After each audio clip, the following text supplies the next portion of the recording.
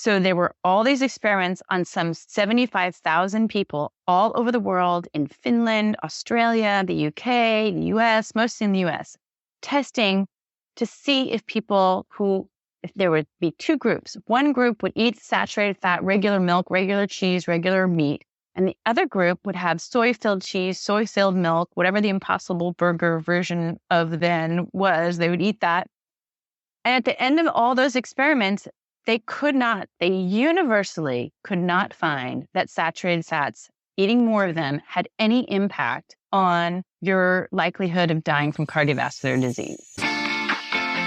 This is Meredith for Real, the Curious Introvert, and I'm Meredith. I explore taboo topics through nuanced conversations. They're the questions people can't Google with much success, and they might be too embarrassed to Google anyway. They're the conversations you thought you'd never get to have, with the goal of leveling up your curiosity and making the world a better place. Each episode is different, so bring your ADD and your earbuds and have a look around. This week is a remastered episode that originally aired in 2021 as a two-part series that questions why no one is questioning why we're all dying of heart disease. It's an example of what we've come to call cultural hypnosis, policies and procedures that, despite not being effective at all, continue without public pushback. We ask, is your doctor qualified to give you nutritional advice? Why does institutionalized nutrition matter? And what is privileged nutrition? If you end up liking this episode, you'll also like the one I did with a researcher exploring the ketogenic diet's impact on cancer. That's episode 193. Lastly, if you enjoyed a couple of episodes of this show, it would make my day if you could tap those stars on the Apple Podcast app. I know that leaving a full review can feel weird, although I do love reading them. So don't worry, just leaving a star rating helps a ton. Why? It tells future guests and sponsors that what we do here is pretty awesome, and they should be a part of it too. All right, friends, keep it curious. Unsaturated, polysaturated, monounsaturated, polyunsaturated. If all you just heard was onomatopoeia gobbledygook, this episode is for you. We are talking about fat. Heart disease is the #1 killer of Americans. Normally, it kills 650,000 of us a year, but 2020 was special, and that number was 700,000, double the number of COVID deaths. So, does eating fat make you fat? Does fat lead to heart disease? These were questions that my next guest set out to answer.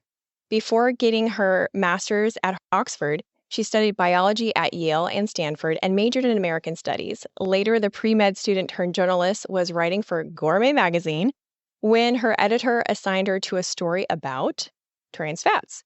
But what she discovered played out more like a true crime saga with big personalities, cover-ups, and payoffs. After 10 years of research, she chronicled all of it in her best-selling book called The Big Fat Surprise. Today, she's going to shed some light on the confusing lingo around heart health, the sketchy policy origins, and give us an up-close look at some very revealing research. Author of The Big Fat Surprise, seeker of truth, and lover of logic, Nina Teicholz. Welcome to the show. Hi, thanks for having me. So here's a question I feel like people may be thinking right away. You're a journalist, former pre-med student, but not a medical doctor. So in order to allow our listeners to really absorb the data that you've spent so much time collecting, why should we listen to you about heart disease versus the information our doctor is giving us? Well, that's a good question. And I think the route that I took into my research was really through nutrition. How does diet affect our, not just heart disease, but our overall health? And that is an area that doctors really don't know almost anything about, I discovered, because they teach maybe one day of nutrition in medical school.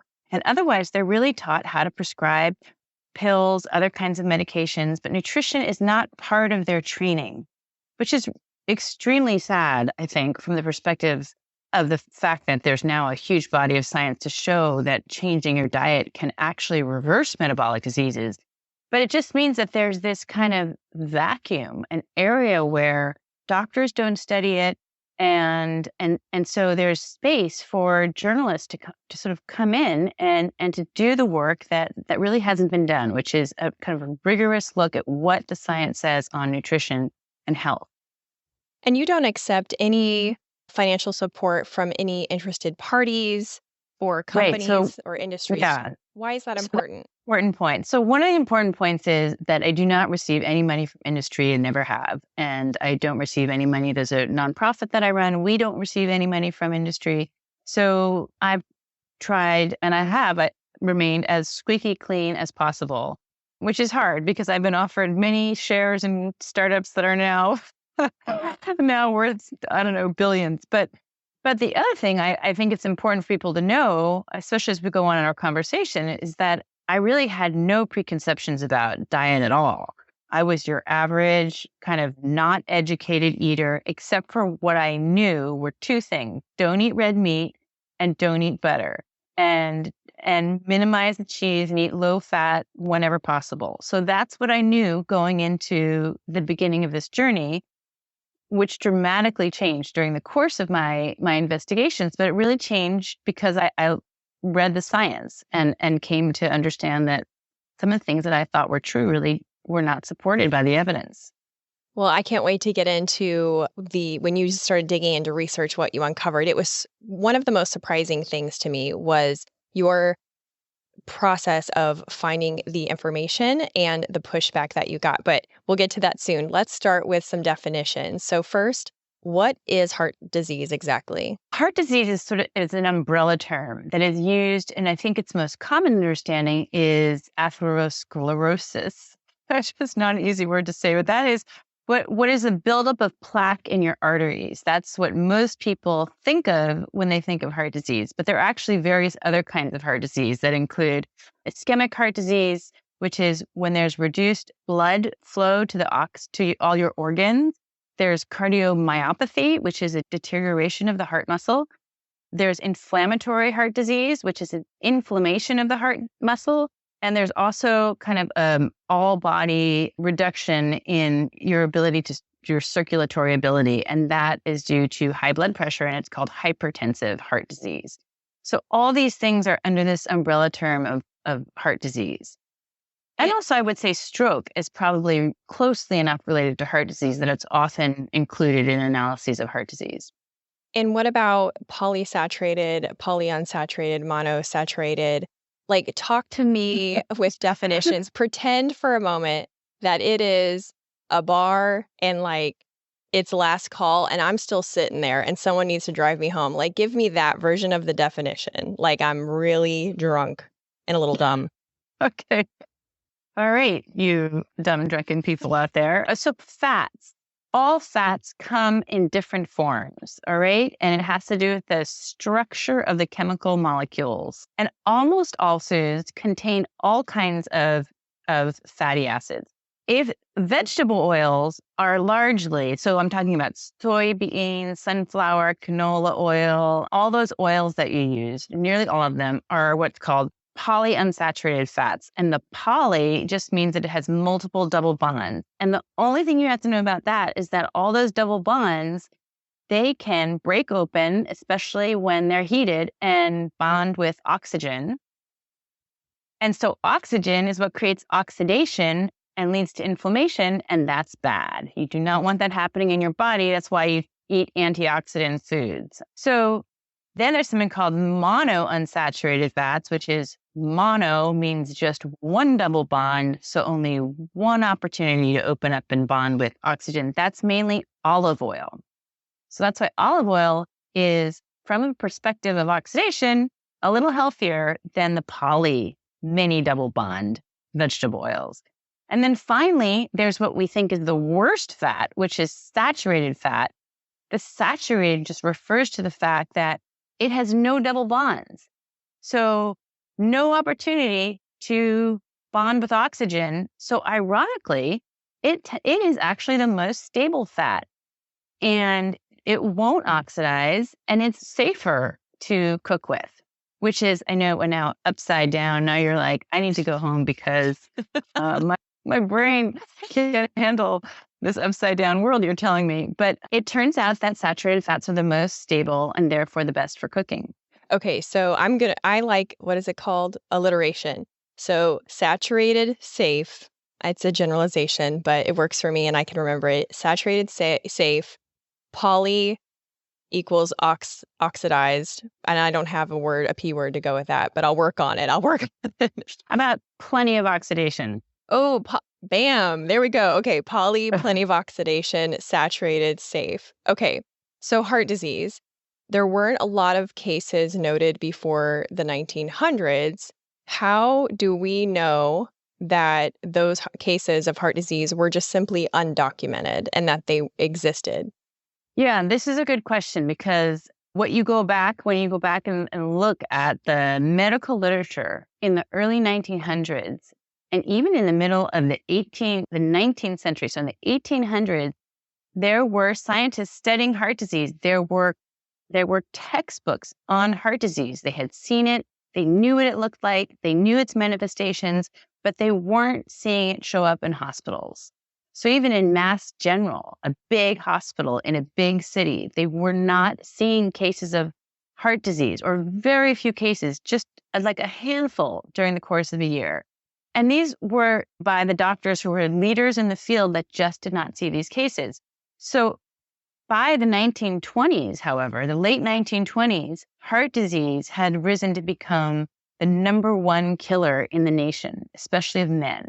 There's men who got heart disease originally, which is kind of an interesting little known fact because it wasn't until maybe the 90s that it really evened out in terms of killing both men and women almost equally. So there really was not heart disease. In fact, there were no cardiologists. There were no doctors who specialized in heart disease until the late 1920s. So what brought all of this into like the consciousness of the nation was that President Eisenhower himself had a heart attack in 1955. And that really focused the attention of the whole nation on the fact that a youngish, middle-aged man could get heart disease, and often they died. So before 1920, heart disease was still detectable, is what you're saying? Recognized, identified, detectable, but rare. But rare. Okay. So it's not that they didn't have the instruments to detect heart disease. The instruments did become more sophisticated, but there were still ways. There was always the pain in the chest that would precede it. They had some of the instrumentation. So I think there was a sense that they could detect heart disease. And of course, there were autopsies that were done in order to try to detect heart disease. So I think there was a fair sense that, there's a book in Scotland, for instance, all the way up, I think, in the 1930s, where they said we just had, by a man who was highly skilled in learned about heart disease, and he said we just have no cases in northern Scotland. So it was very rare. Okay.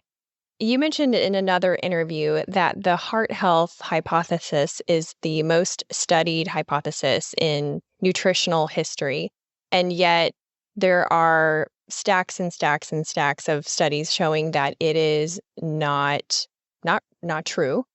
How did a hypothesis that has been proven not true become institutionalized?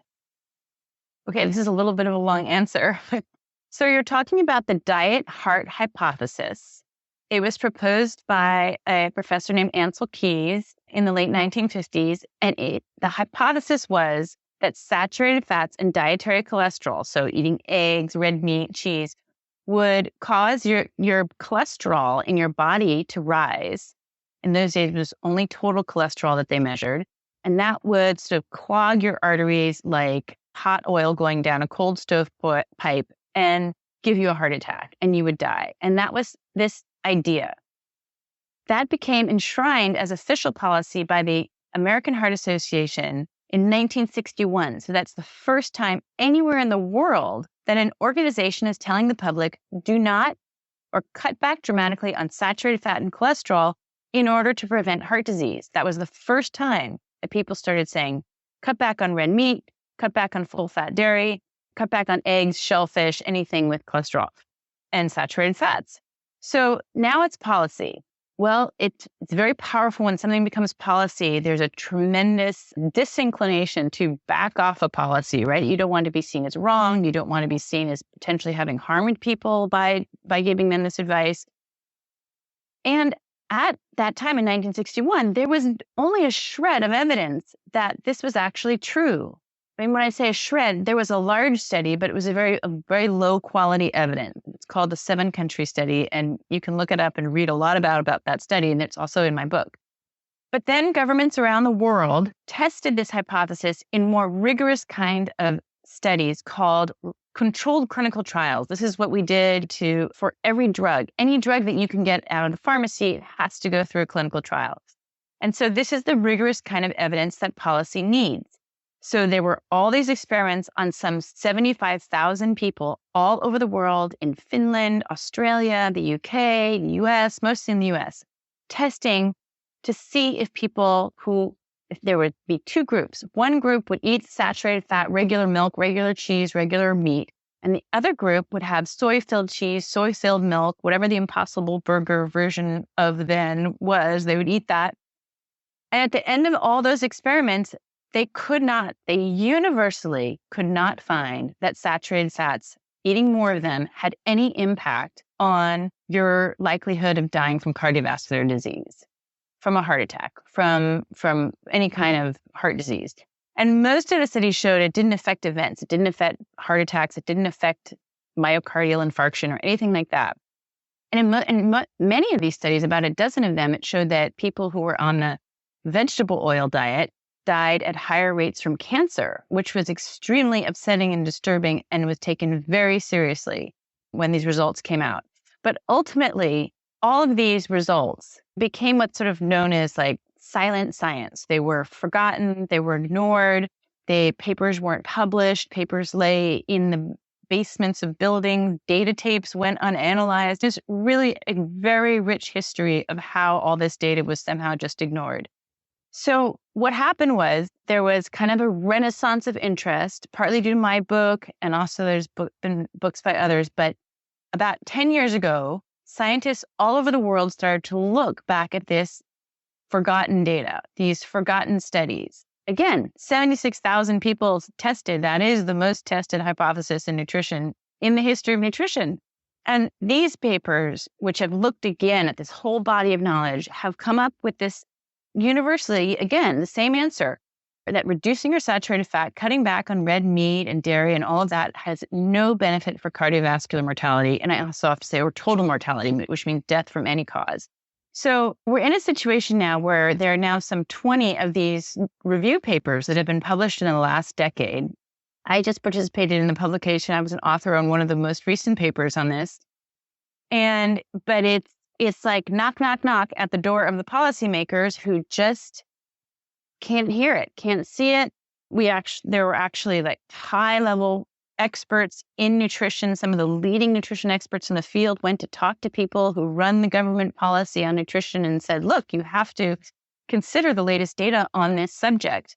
And it's just like there's kind of a blackout on this most recent science. It's a very strange chapter in the history of nutrition science, or I think really any kind of science. I would agree. That has been really the most surprising thing to me, because I was born in the 80s. I remember my mom used to cook liver, and I don't have memories of liver, but she told us, yeah, we were cooking liver, and then we learned it was unhealthy, so it was low fat, everything in the fridge.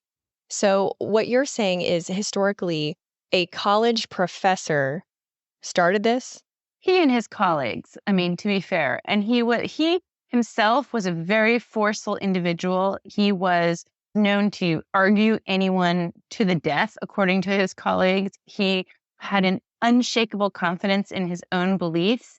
He believed he was right until proven wrong, which is sort of the opposite of what science says. Science says you never know if you're right, and you should always be self-doubting and self-questioning. But he acted in the opposite way. So he was this extremely forceful man, and he birthed this idea into the world in a very, very strong way. After that, it's fair to say it was adopted by various institutions, including our National Institutes of Health, the American Heart Association. So now you have it, it's institutionalized, it's embraced by bureaucracies. Do bureaucracies like to change? No, they don't like to change. People's careers are based on trying to prove this hypothesis right. So it's embedded in the scientific community. And then, of course, there are all the interests of the food industry and the pharmaceutical industry. I mean, there's a web of interests, vested interests in keeping this policy and this hypothesis alive. That's a really good way to word that, a web of vested interest. And Ancel Keys himself clearly had vested interest, but oversaw many of the studies, potentially making the studies maybe less accurate. Well, normally what happens in these studies and what happened to the major one is investigators really did try their best, and many of these were very well done. Some of them had problems here and there, but what happened mainly to them is that when the results came out, the investigators who believed so strongly in their ideas that they just couldn't accept the results. So I'll give you one example. One of the largest tests ever conducted, it was done in 5 Minnesota mental hospitals, the kind of experiment you can't do now because it's considered unethical. Ancel Keys was one of the original authors on that paper. He dropped off. And then another author, they got their results and they didn't publish them for 17 years, which is that's not really, I wouldn't say legal, but I mean, that's not according to protocol in science. You're supposed to publish your results. And when they did publish them finally and were asked by a journalist, why did you not publish them for so long?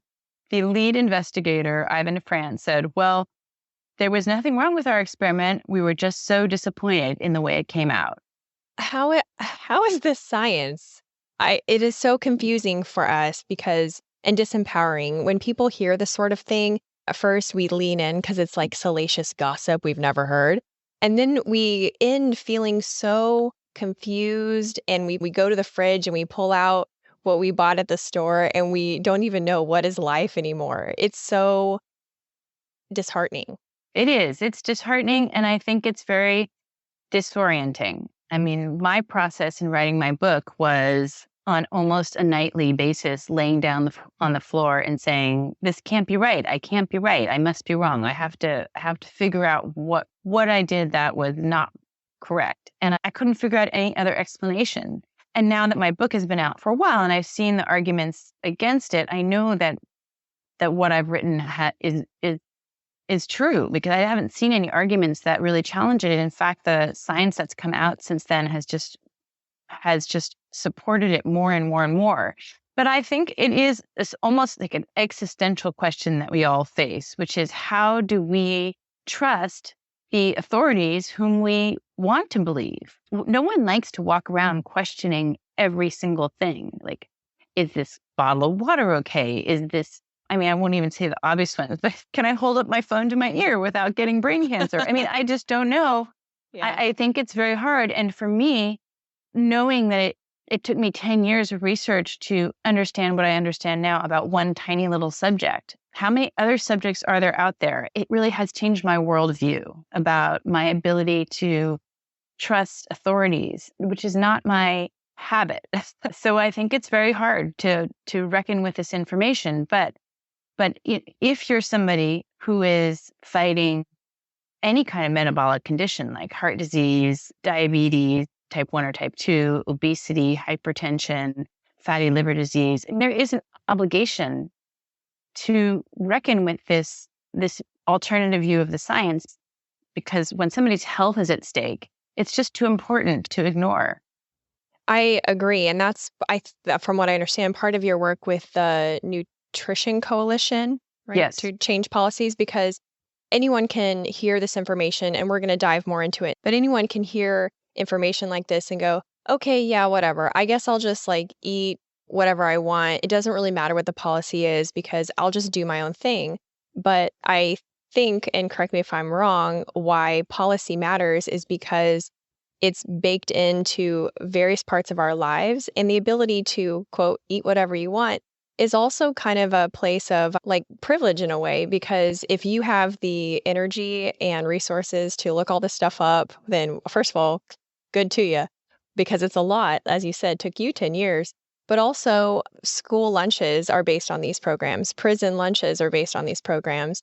state senior living facilities are based on these programs. So not everyone has the freedom to eat whatever they want. Would you say that's true? Yes, absolutely. I mean, there's one central nutrition policy that says there should be a one-size-fits-all diet for everybody. There's no room for alteration, even though science has really progressed to the point where it's extremely clear that people with metabolic diseases need a different kind of diet than for people who are healthy. People who are healthy they can eat everything, or they can get away with it for a while. But people who are not well really cannot eat the same foods to the same abandon. And so we have this central nutrition policy, and it controls so much more than I had originally thought when I started looking into it. It really, whether or not it controls you or your loved ones, really depends on the settings where you and your loved ones are eating. If you have children in a public school or even a private school. So school lunches, feeding programs for the elderly, women and infant children, food baskets. I mean, you mentioned some of these. But then there's the sort of the larger issue that all doctors, dietitians, nutritionists, so all healthcare people are schooled in this. So you go to your doctor and you say, I'm doing this other kind of diet. And the doctor has been fed information to say that really to try to support the status quo. Even the journals that doctors read are supported mainly by pharmaceutical companies. So they don't favor a nutritional approach to getting healthy. And that's a very uncomfortable position to be in. My mom, when I tell her, hey, how about having regular yogurt instead of that low-fat yogurt with lots of sugary fruit in it? And she's like, yeah, honey, I guess I'll ask my doctor. And I want to say, your doctor doesn't know about nutrition. But it is true that some of us are privileged to just feel strongly about what we're doing and to be able to ignore people who are naysayers, or we don't rely on public funding for our food. But many, many people, especially poor and underprivileged people in this country who have higher rates of all these diseases we're talking about, they do not have a choice. And we as a nation have to pull together on this in the sense that the military has missed its recruiting goals for the last 3 years, in large part due to obesity. Wow. So if we want to have a functioning military, if we want our children to grow up and not be obese, if we do not want to continue our single greatest item of discretionary spending is the runaway diabetes costs. So it affects us all as a society in many ways. And I think you summed it up perfectly of why it matters and why we should care, not just about our personal health and those that we love, but also about the policy. Hey, Curiositors, just a quick pause to show gratitude to our sponsors and give you some special deals. My husband and I have been using Liquid IV since 2019, and we love it for staying hydrated during these hot August days when we're milking the last drops out of summer. I just tried the watermelon flavor, and it might be my new favorite. It's tied with strawberry lemonade. And I love that we don't have to pack extra bulky drinks, just a little packet that we can easily put in a water bottle. And it has 3 times the electrolytes of traditional sports drinks. Get 20% off when you go to liquidiv.com and use code CURIOUS at checkout. That's 20% off anything you order when you shop Better Hydration today using promo code CURIOUS at liquidiv.com. Don't pick another boring venue for your next work event. Check out one of the Pensacola Historic Trust's 12 museums. If you watch the show on YouTube, you see the beautiful backdrop of Trader John's, the exhibit where I record the show inside the Pensacola Museum of History. Booking an event with the Trust will not just be memorable for your guests, it will support the efforts to keep Pensacola's historic charm preserved. And if you're planning a trip here and need an indoor activity option, pick up a ticket in person so you can show the agent one of my emails and get $2 off an adult ticket. Learn more at historicpensacola.org. Summer is winding down, but the mosquitoes are not, at least not in the southern U.S. I've been using Insect's mosquito service since 2019, and they continue to impress me. They guarantee their work, and pollinators are always top of mind. If you're hoping to enjoy some porch time when the weather does cool down, get on their schedule now so you're not run off by the mosquitoes. If you're in the Florida Panhandle or the Gulf Coast of Alabama, give Insect a call, ensec.net. Now back to the show. Remember to stay till the end where I give you a sneak peek of next week's episode. So the saga continues. Tell us about the pushback that you got as you were researching and publishing papers for your book. I think that I knew that I was in hot water researching this book from the very beginning when I was researching actually trans fats. I thought I was going to write a book on trans fats, and I started calling people who research dietary fat. And this was in the early 2000s, and we really have come a long way in the sense, like the last 20 years, things have opened up a lot. But back then, you could not have a conversation with somebody challenging the low-fat diet. They would say, I can't talk to you about this. If you're going to take this line of thinking, I'm just going to hang up on you. What? And I talked to researchers, a researcher on trans fats who said, I would present my results, but I would get heckled so much at meetings, name calling and calling out at meetings. And I subsequently found the experts who had been paid by the vegetable oil companies to heckle people at meetings when they came up with findings that were challenging to vegetable oils, which are, their products. That doesn't even sound real. That sounds like something out of a drama. Yeah, it is. It's like the Wild West. I had grown up in a family. My father was an engineer, and we would have these extremely highly rational conversations over the dinner table about science. And I always thought, well, it just moves forward methodically. And if the observations change, the hypothesis change. But here I was hearing stories about that were just the opposite of that. And it was very disorienting. I also heard a story from a woman about how somebody called up the journal and tried to get her paper retracted before it was even published. Well, let's just fast forward to today. This is still going on. Those bullying tactics, which include, like, if you don't like somebody's views, you launch ad hominem attacks at them, such as you say they're being paid off by the food industry, or you say that they're know nothing. Really low level attacks were launched at people. This is happening in spades today all the time. It's like nutrition science grew up with bullying, which was a tactic that was developed by, or at least who exercised it the most, was Ancel Keys, who we talked about, who was one of really the most influential nutrition scientists in the history of the 20th century. But this idea of bullying your way to get your view in nutrition continues.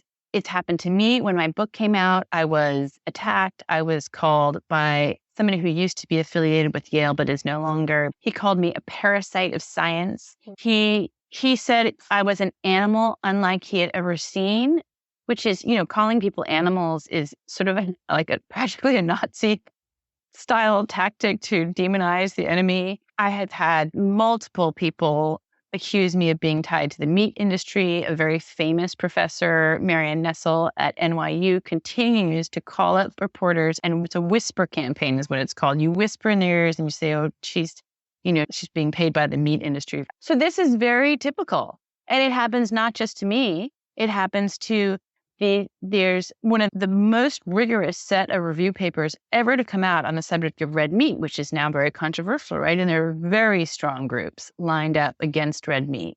Just all sorts of interests, including, the hundreds of millions of dollars that we've been hearing about, all the fake meats. They do not want regular natural meat to be okay to eat. Their whole business model depends on vilifying it. So they've actually, when these papers were going to come out, they issued a letter writing campaign to try to get these papers retracted before they were even published.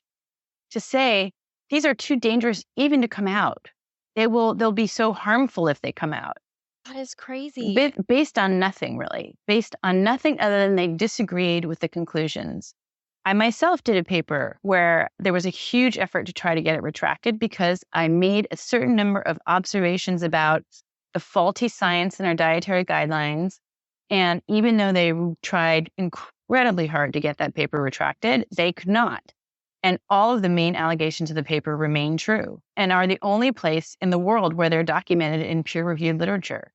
So this goes on. And in fact, there was an article not too long ago by a researcher from the CDC, a very high up researcher who was hassled and heckled for her work and insulted for her, her weight. I mean, you really cannot make this stuff up, except for it's going on. And the only way to understand it is, I think, number one, it's a tradition in nutrition science that is, it just grew up as part of the field. Number two, that the magnitude of the interest in this field is so huge. When you talk about the entire food industry, the entire pharmaceutical industry, which makes all of its money off of long-time chronic diseases, those 4 or 5 medications a day that the average American takes to manage their chronic disease. If you are able to reverse that disease, that is not a good thing for the pharmaceutical industry. So they're interested.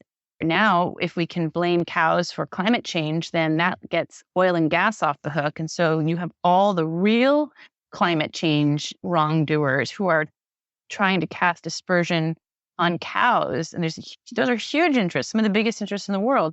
So it's really a hard field in which to hear and see the truth. And be an outlier. It's a hard field to operate in. But I mean, I'm thinking of your, listeners and viewers. It's hard to get good information because all the newspapers and magazines, they depend on their advertisers. And I was told when I came out with my article on trans fats, which was a groundbreaking article that I wrote for Gourmet Magazine, which was a big magazine in its day. It doesn't exist anymore. But Ruth Reichel, who was the editor-in-chief of that magazine, said it was one of the articles that made her the most nervous to publish. And she was consequently the most proud for having published it. But Procter & Gamble, a major manufacturer of vegetable oils, threatened to pull their advertisement if she published that article. Well, what I don't understand is, I understand how, it's what you said, it was a very big web of people with vested interests, a lot of cooks in the kitchen. It would be like the Southern version of that. Right. So, but what I don't understand is if this has been the number one killer of Americans since about the 50s or the 60s, and I remember reading in your book or hearing in another interview, you saying that it was a state of emergency when President Eisenhower had a heart attack. Everyone really felt motivated to address this issue of heart disease. Emergencies are supposed to be short term. Why are we still here? And if we're still here and it's not only killing 500,000 Americans a year, but that number is growing as evidenced by the 2020 number of 700,000 people dying of heart disease, why are we still wasting time arguing and covering things up? And I feel like we would be incentivized to find the truth instead of just going back and forth arguing about it. I'll just give you a little thought experiment. Please. Imagine, go back to the 1980s when the AIDS epidemic was raging and people were dying right and left. Now imagine if the AIDS epidemic had only gotten much, much worse in those intervening decades. And it was killing many more people. And the whole public health community and everybody was just silent on the issue. They weren't even talking about it. If you think back to our Republican and Democratic conventions not too long ago, there was not a single mention of obesity or diabetes or heart disease or cancer, the greatest killers our nation has ever seen, in any of that I could see in any of those speeches. So if this were AIDS, somebody would say, hey, time out. We are not getting this right. We need to start over. And we need to, if it were 747s crashing and landing and killing everybody on board every single day, somebody would say, hey, ground the planes. We need an investigation to see what works and what doesn't work. But instead, what we have is nutrition scientists who say, we're making a lot of progress. You actually read this in their papers where they say, progress has been made. And when you say well, what are the outcome measures? What are you pointing to? Every single disease, diet-related disease, is still increasing rapidly. It's just insane. So instead, I think what the nutrition establishment, I would say the establishment and the medical establishment, their approach is to say, it is your fault, America. You eat too much junk food. You don't watch your weight well, you don't exercise enough, and they turn the blame around to the individual, which is, I think is unfair, given that if you look at the studies, the rigorous studies on our guidelines on how to eat well, eat fruits, vegetables, seeds, nuts, low fat, lean protein, low fat cheese, not too much meat, not too much protein, 1 egg a day, whatever. What is considered a healthy diet? If you take that diet and you test it on people, you will not find, and it's been tested multiple times in multiple studies, and none of those studies show that those people on that diet do any better in terms of their health than people who have followed a diet higher in sugar and fatty foods. You don't see that diet work. So we're working with a diet that has been proven to not produce healthy people. And you're still told, the average person is told, it's your fault. So it's just a really problematic system because nobody wants to admit that what they've been prescribing for decades and decades doesn't work. They don't want to be liable for that, but we all want to be healthy.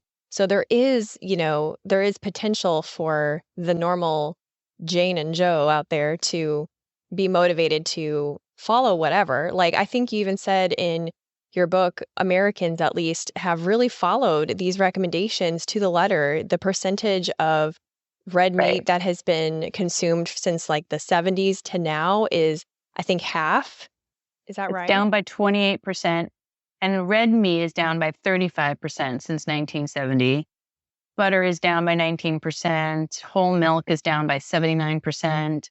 I mean, everything we were told to decrease has decreased, and everything we were told to increase has increased. Our consumption of fruits and vegetables is up by, on average, 35%. We eat more whole grains. We've reduced refined grains. We eat less sugar. So everything that we've been told to do, we've done. There's not a single category of food where we have not changed our consumption habits in the direction that we've been told. So we're compliant. We just need better information. Right. I'm curious with all of the research that you've done and how you're able to just spout out these facts. In another interview, I think you said like you read the research studies, for fun, like you just would go through all of them. So you're very intimately acquainted with them. What do your conversations with your doctor look like?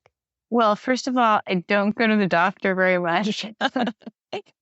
And that's because I'm healthy. Since my research, I have changed my diet and I now eat fewer carbohydrates. So I don't eat many starches. I try to keep sugar down. And that also includes fruit because most fruit has quite a lot of sugar in it.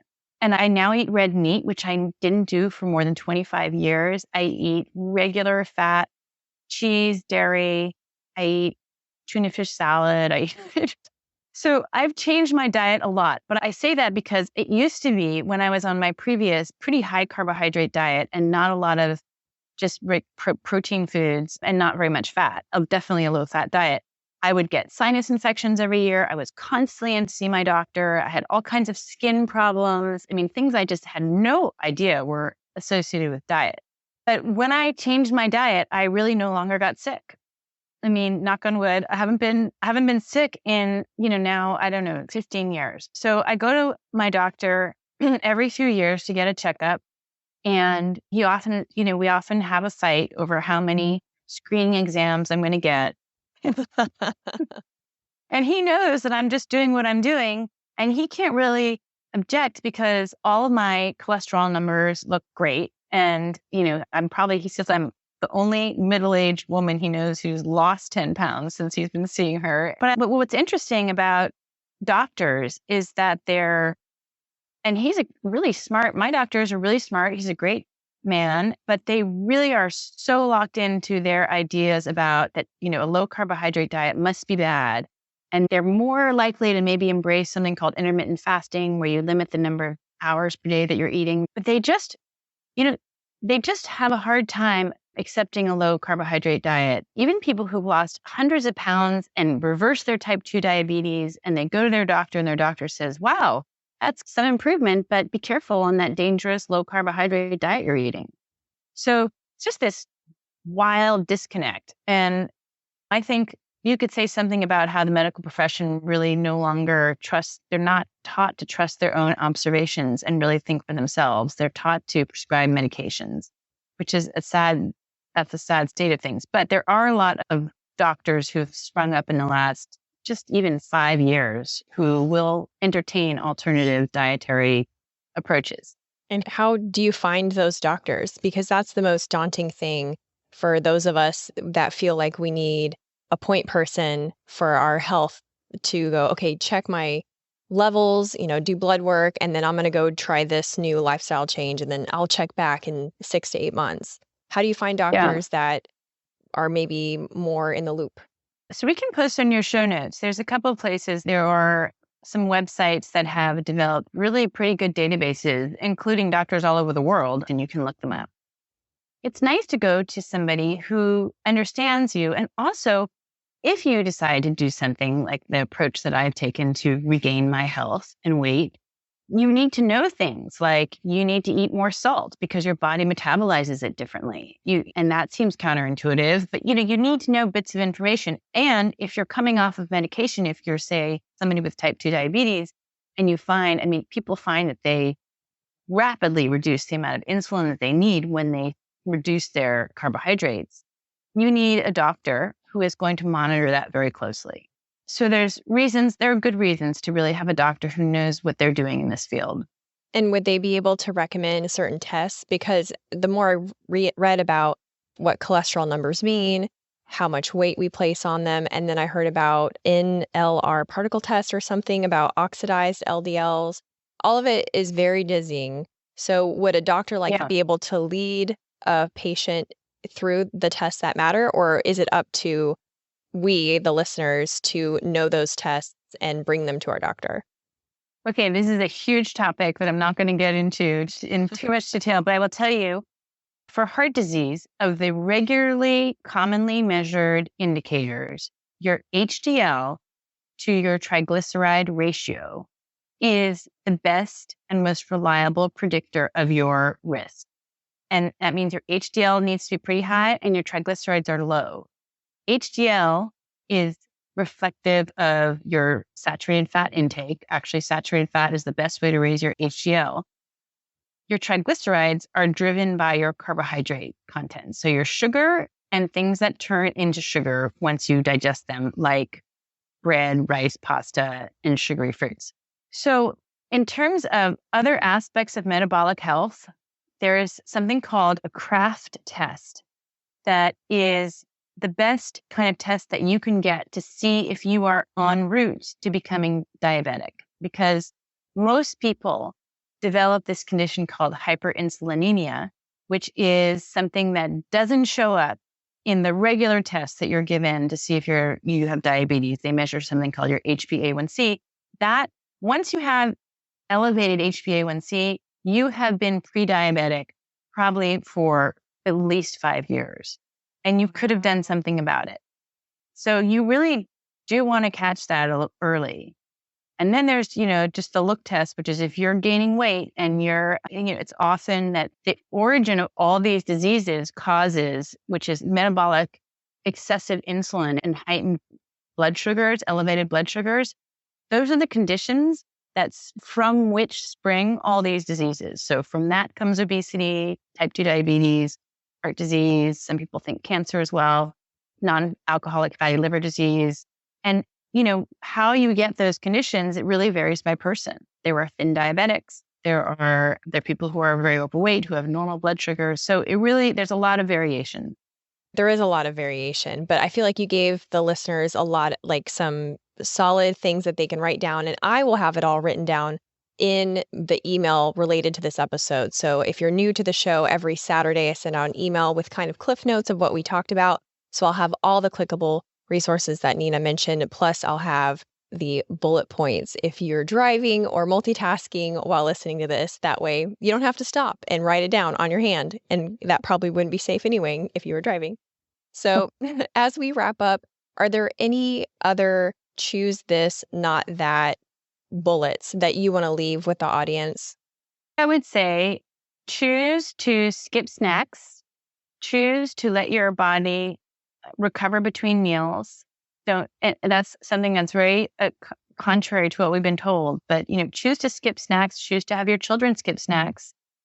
And also contrary to what we believed, instead of an apple, which will spike your blood sugar, or an orange, have some cheese instead. Or even nuts are not so good. Nuts are very high in calories, and you can drive those calories up very quickly with nuts or seeds or peanut butters. All those are really high in calories. So your better option and one that will fill you up more is cheese, or, if you eat it, salami or some kind of cured meat. That's a better choice. It's a better choice to have some kind of animal protein like fish or lamb or steak or chicken instead of pasta for dinner. And that's a better choice, even if you can't afford the best, most high quality food. Even though we'd all like to eat that way, it's not always affordable, but it's still a better choice than pasta. It's a good choice to skip bread with your meals. We don't have it on our table and haven't for a really long time. I agree. I just don't waste my calories on carbs so much because I don't feel good when I eat them. And so I love those recommendations. What about cooking oil? Like, should we be cooking with bacon grease instead of olive oil? Okay. Well, again, it's a matter of affordability, but I definitely would cook with olive oil or any other kind of oil. And that's because it's less likely to oxidize. And even better than olive oil, if you can afford it, I would cook with a hard, solid fat like coconut oil, ghee, butter, which burns. That's why there's ghee, takes out the burnable part, or lard, or the bacon grease if you want to save it from your bacon. Or you can now get lard and tallow and all the traditional fats that were used for cooking, universally used for cooking before the beginning of the 20th century. So all of those are less likely to oxidize, less likely to cause toxic oxidation products when they're heated, less likely to cause inflammation. And if you think that's crazy, then I really encourage you to read my book because it's quite a story. Nobody knows about vegetable oils. And just read chapter 9 so that you understand how they came into our food supply and how they are toxic when heated. And what I loved about your book is the detailed studies. It was so hard for me to pare down the questions to ask you today because this book was just so packed with so much knowledge and so much of the details of the research and why some of it was good and some of it was bad and how the American Heart Association first got their funding. I do highly recommend, if y'all want the behind the scenes, this is the book to get. So as we wrap up, tell people where they can find you, where they can find your book, and any other thoughts that you want to leave us with. Well, thank you for having me on the show. My book, you can get at Amazon and leave a review. Thank you. I have a website, teicholz.com. I have a nonprofit that I direct called nutritioncoalition.us. We are the only group in the country trying to ensure that our guidelines are evidence-based. So please take a look, donate. And I'm most active on Twitter, where I'm at Big Fat Surprise. Awesome. Well, thank you again so much. This was great. Thank you. It was fun talking to you. Thanks for listening. If you liked this episode, you'll also like the one I did with a researcher exploring the ketogenic diet's impact on cancer. It's episode 193. And since you made it this far, now is a great time to take a screenshot and share about it on social media. Be sure to tag me. I'm at Meredith for Real. Stay tuned next week when I talk with the Director of Public Policy who helps form laws around the intersection of tech, surveillance, and privacy as we explore the question, is neurotech an ethical disaster waiting to happen?